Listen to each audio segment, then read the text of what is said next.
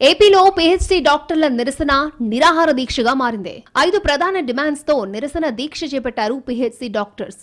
డాక్టర్ల సమ్మె విరమించాలని, వారి డిమాండ్లపై ప్రభుత్వం సానుకూలంగా స్పందిస్తుందని, అవకాశాన్ని బట్టి డిమాండ్లు పరిష్కరిస్తామని వైద్య ఆరోగ్య మంత్రి సత్యకుమార్ యాదవ్ హామీనిచ్చారు.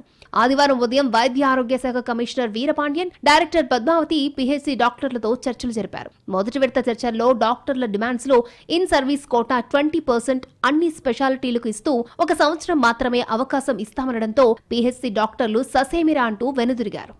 పీహెచ్డీ డాక్టర్లతో కమిషనర్ వీరపాండ్యన్ జరిపిన చర్చలో మొదటి విడత ఫెయిల్ కావడంతో మరొక మారు చర్చలకు పిలిచారు.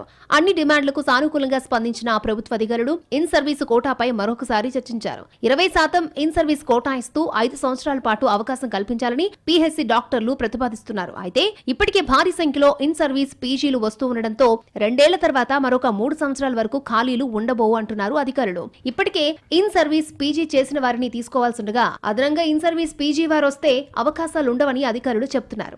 నవంబర్లో మరొకసారి భవిష్యత్తు కార్యాచరణపై చర్చిద్దామని అంటున్నా పీహెచ్డీ డాక్టర్లు సమ్మె చేస్తున్నారని అర్థం చేసుకోవాలని అధికారులు కోరుతున్నారు. వచ్చే 3 ఏళ్లలో సుమారు 1000 మంది ఇన్ సర్వీస్ కోటా పీజీలు విధుల్లో చేరతారు. ఈ ఏడాది నవంబర్ నుంచి దశలవారీగా వీరు విధుల్లోకి వస్తారు. దీనివల్ల 2027లో డైరెక్టర్ ఆఫ్ సెకండరీ హెల్త్ ఆసుపత్రుల్లో, 2028 నుంచి బోధన ఆసుపత్రుల్లో ఖాళీలు ఉండవు. ఆకస్మికంగా మారిపోయే ఆదేశాలు, జీవోలు, అర్జెంట్ రివ్యూలు, ఇతర విభాగాల జోక్యాల వలన గ్రామీణ వైద్యులపై అనవసర ఒత్తిడి పడుతోందని పీహెచ్డీ డాక్టర్లు చెబుతున్నారు. సమ్మె తమ స్వార్థం కోసం కాదని, వ్యవస్థను సరిచేసి గ్రామీణ ప్రజలకు మంచి ఆరోగ్య సేవలు అందించాలన్న ప్రయత్నం అంటున్నారు పీహెచ్డీ డాక్టర్లు. డిమాండ్లు నెరవేరకపోవడంతో పీహెచ్డీ డాక్టర్లు నిరాహార దీక్ష కొనసాగిస్తున్నారు. ప్రభుత్వం కూడా మరొకసారి చర్చలు జరిపే అవకాశం ఉంది.